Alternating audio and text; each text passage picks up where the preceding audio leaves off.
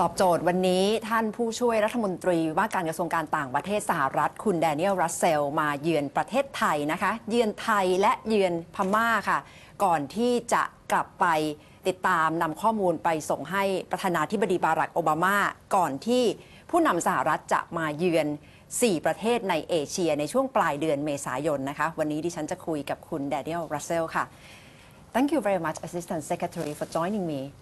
Yesterday you met with Prime Minister Yingluck Shinawatra. I'm just wondering whether Secretary Kerry asked you to deliver a letter to Prime Minister Yingluck expressing his concern over possible coup in Thailand. I did in fact bring with me a letter from Secretary Kerry to Prime Minister Yingluck, but also a very similar letter to Kun Abhisit, the head of the Democrat Party. And it's a message from a friend.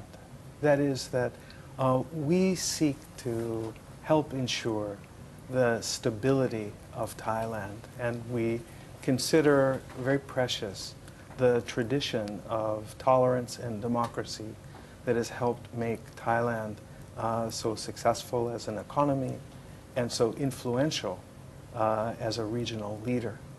That we very much hope that the political leadership will show patience, will show prudence, will show restraint, will show good judgment, will find a peaceful path to address the ongoing political crisis and work in a way that will protect the rights of the people, the democratic institutions, that will avoid violence, that will avoid non-constitutional or extrajudicial solutions. And through dialogue, through compromise, map out a path to reconciliation.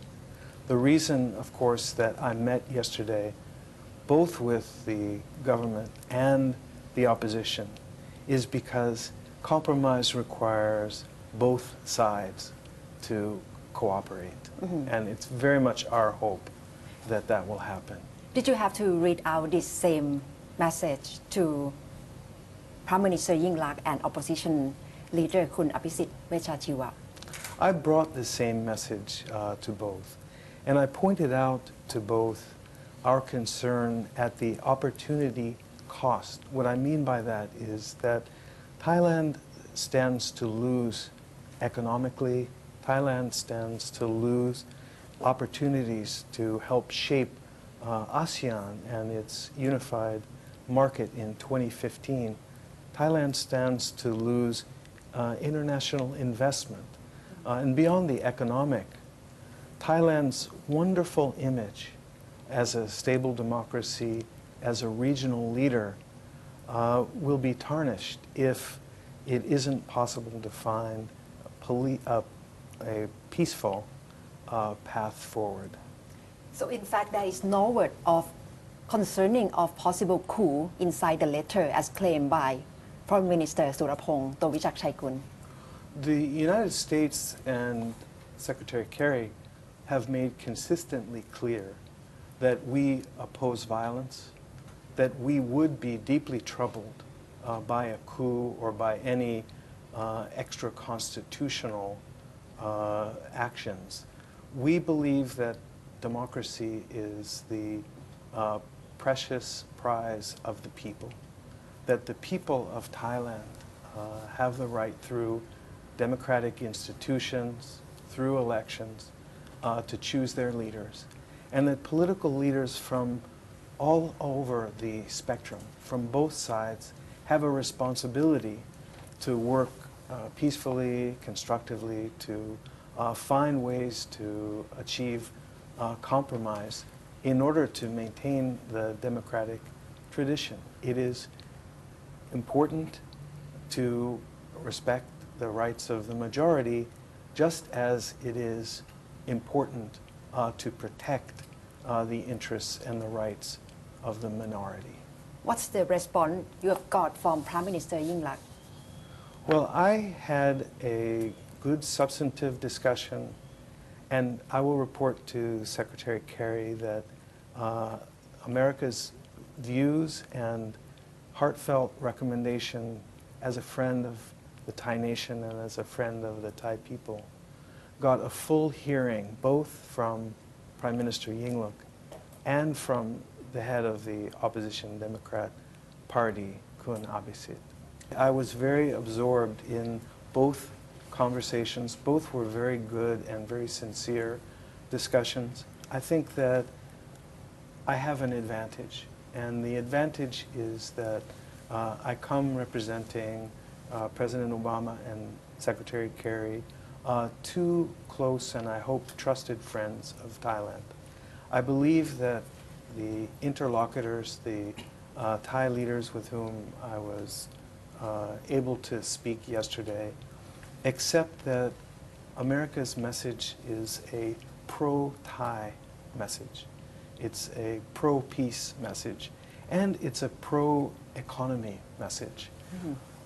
To be very frank with you, the U.S. strategy of rebalancing to the Asia-Pacific, President Obama's strategic priority on Asia, is driven by our belief that economic growth in this region directly relates to prosperity for America as well.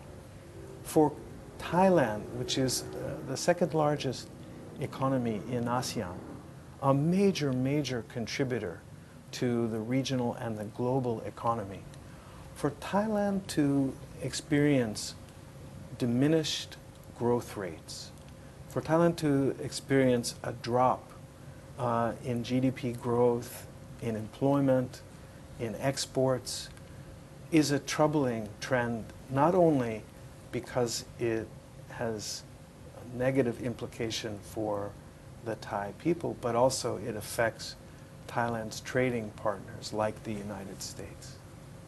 After listening to both parties, the government and the opposition, how do you come of it after the meeting on the political situation in Thailand?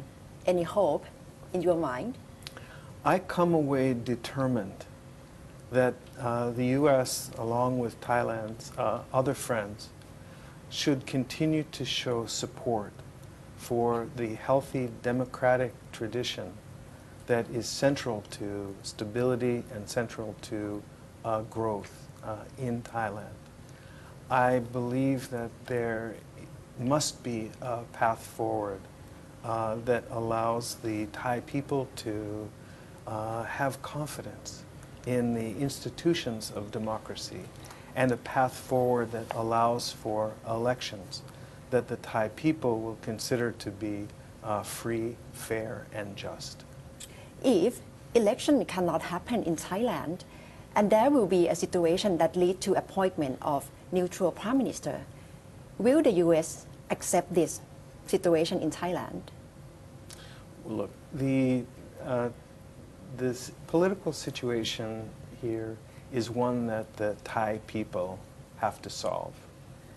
It is true that there is more to democracy than just elections, but it is also very true that elections are a critical part of democracy. What's important, in my opinion, is maintaining the rule of law, in maintaining the trust of the citizens, that their voices will be fairly heard, maintaining the trust of the citizens in the institutions of government that play such an important role in democracy. No one in Thailand and no one outside of Thailand, certainly in the United States, wants to see violence. Our heart goes out to those and the families of those who have been killed and injured already. This should not happen. No one wants to see extra constitutional or extrajudicial actions. An early and full restoration of Thai democracy should be a priority for political leaders on both sides. You repeat the same message that Secretary Kerry said before, that election doesn't necessarily lead to democracy. But the line of Prime Minister Yingluck is she is the defender of democracy. That's why she is now caretaker Prime Minister. But how do you make sense of the other side of Thailand, of people power, of the protest on the street? In a democracy, the voice of the people is important and is heard through their expression, through voting and through their representation. As I said, and as Secretary Kerry said, there's more to democracy than elections, but elections are an important, I would say an essential part of the democratic process. Now, right now in Thailand, you have a caretaker government, and you have had that for some time. We think, speaking as a friend of Thailand, rather than a caretaker, Thailand should be taking care of its interests. Thailand should be taking care of business. Thailand is a founding member of ASEAN, and as I said, the second largest economy. Thailand is, as a democracy, a model for others in the region. Thailand has a certain brand, a certain status as a mature, strong, and stable democracy. And to return that brand, to return Thailand to its rightful leadership role as a thriving and as a stable democracy is in the interest not only of the citizens of Thailand, but of the region and of the U.S. as well. Are you biased in favor of the government? My bias and my government's bias is in favor of the people and the nation of Thailand. We have such a deep history and such close bonds. The question of who governs Thailand is a question that only the Thai people can decide. We believe that the decision of the Thai people must be the product of a democratic process that is respected and accepted across the political spectrum. It is our hope that Thailand's political leaders will show the wisdom and the prudence to find a peaceful way to reconcile the differences and to do right by the interests of the citizens and the nation. In addition to the meeting with Prime Minister Yingluck and Mr. Abhisit Vejjajiva, do you think you should meet PD ASEAN leader, Mr. Suthep Theaksuban, as well? The U.S. government and the U.S. Embassy has its eyes and its ears open, listens carefully to the many voices who are heard, but fundamentally, our conviction is that the duly constituted political leadership, the stakeholders in Thailand must work together in a way that's responsive to the interests of the Thai voters and the interests of the Thai nation. So fundamentally, it's the political leaders who need to listen, and it's the citizens of Thailand who need to do the talking. What's your stance when you hear that Kun Suthep Theaksuban like to seek sovereign status and that may change the situation in Thailand? Have you been informed by his position on this? Well, I think it's not wise for me to comment on particular statements by particular actors. Instead, I would like to focus on the big picture message. Thai democracy, Thai prosperity, and Thai leadership, particularly in Southeast Asia, a region of phenomenal potential and importance to the United States and to others. These things are precious commodities that must be preserved and protected. The United States wishes well for Thailand. The United States benefits from Thailand's success.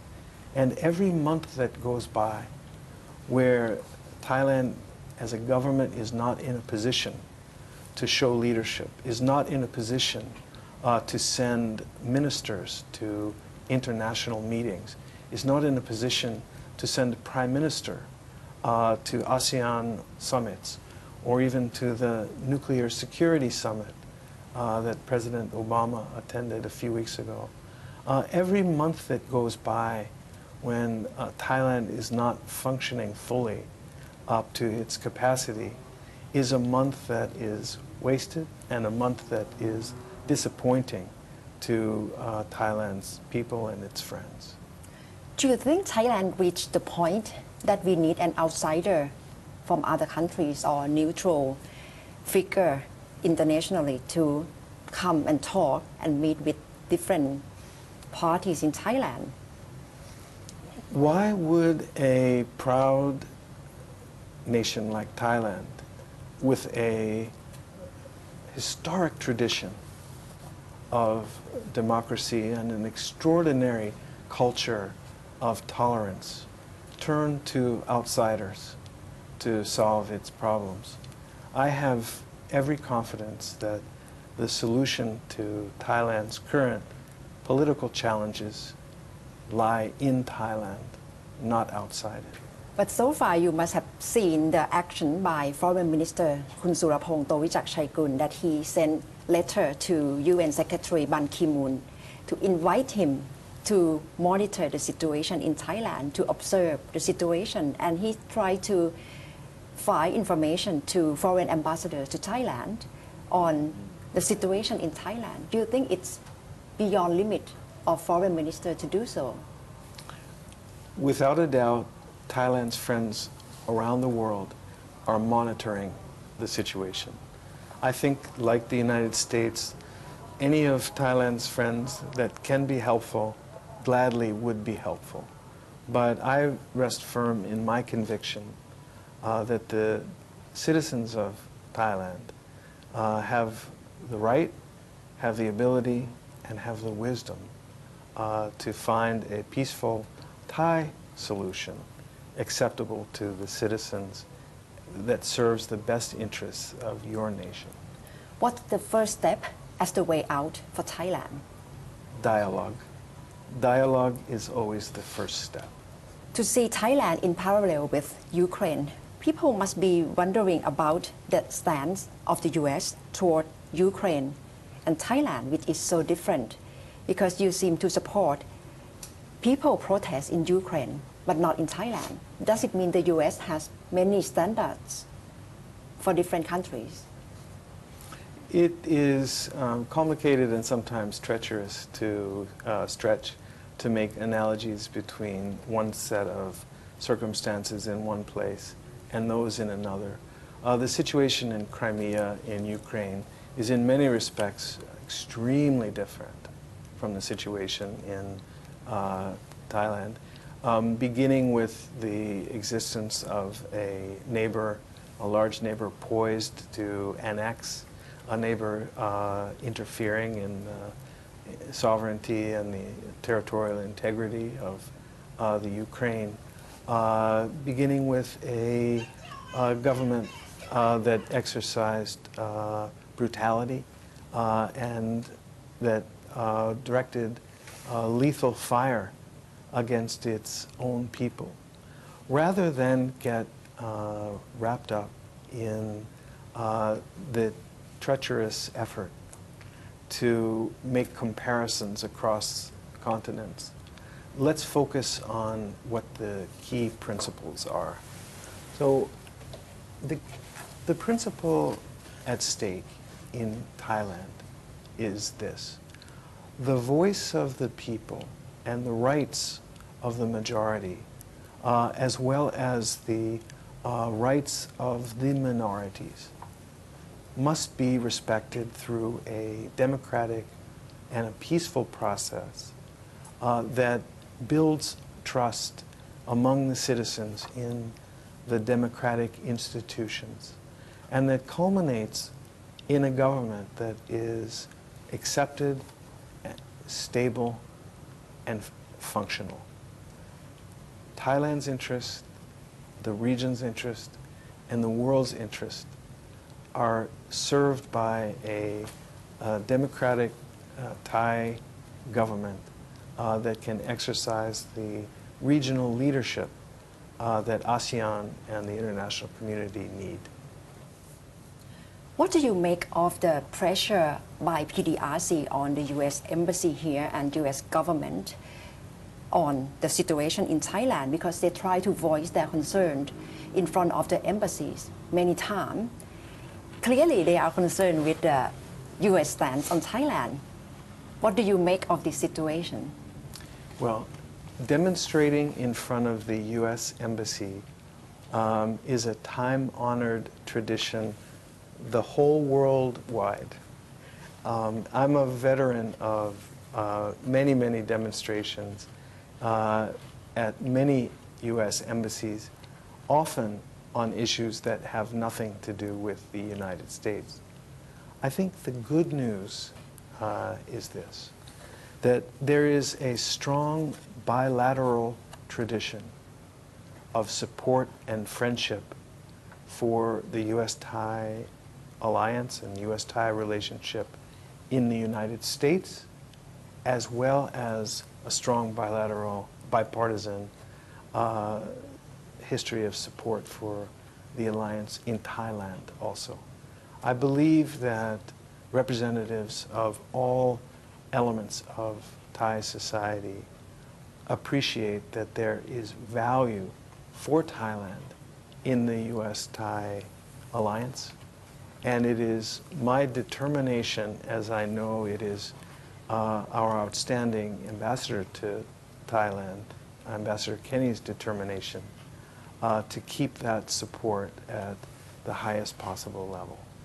How will you report the situation in Thailand towards Secretary Kerry back home? Objectively. I will describe what I saw, I will describe what I heard, but I will reaffirm to Secretary Kerry and to the White House my conviction that an early restoration of full democratic operations in Thailand through peaceful means remains a priority and very much in U.S. interest. Rebalancing toward Asia Pacific. Do you think the situation of Ukraine, Russia's annexation of Crimea will distract this policy in Asia Pacific? It is very true that there are many global challenges competing for the attention of top U.S. leaders.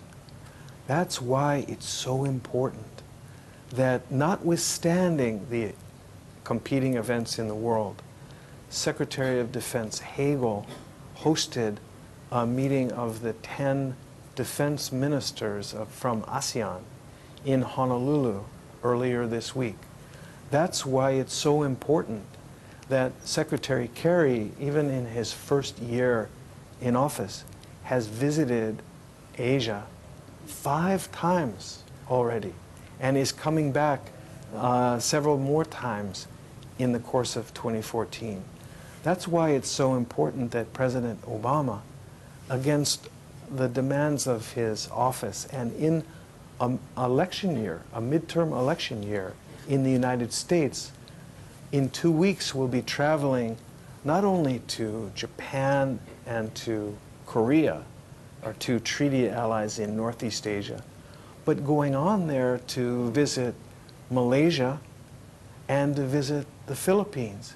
Plus, he's planning to return to Myanmar in November to attend the East Asia Summit, and to China for APEC, and to Australia for the G20.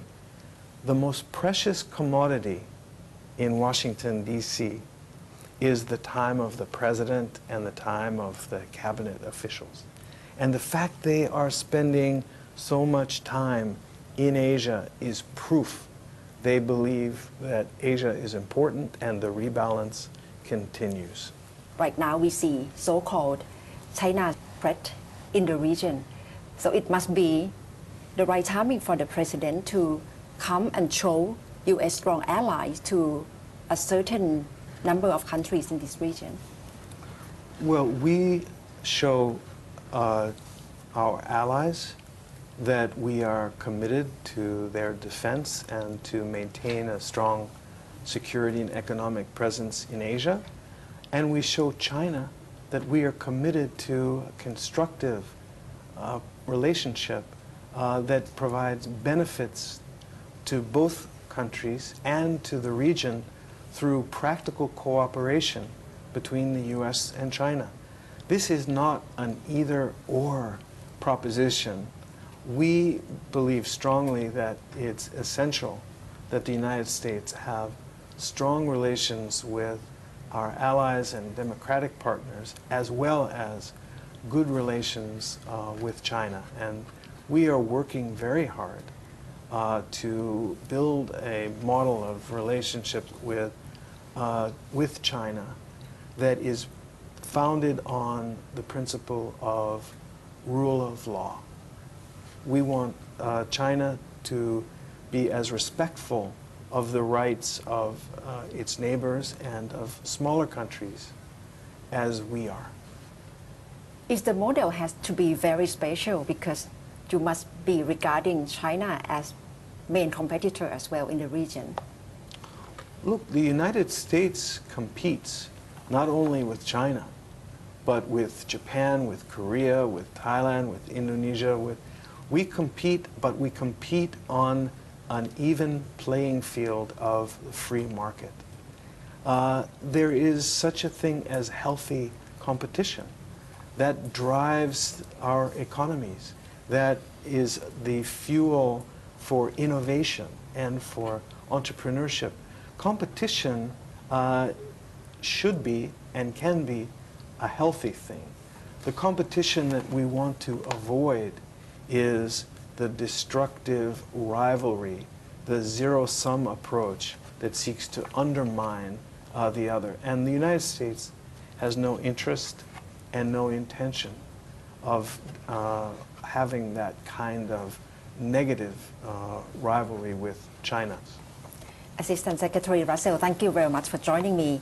และทั้งหมดก็คือเสียงสะท้อนนะคะมุมมองจากท่านผู้ช่วยรัฐมนตรีว่าการกระทรวงการต่างประเทศสหรัฐต่อการเมืองสถานการณ์ที่กำลังเกิดขึ้นในภูมิภาคและมุมมองของสหรัฐต่อการเมืองไทยค่ะและทั้งหมดคือตอบโจทย์และที่นี่ไทย PBS สำหรับคืนนี้ค่ะดิฉันณัฐฐา โกมลวาทินสวัสดีค่ะ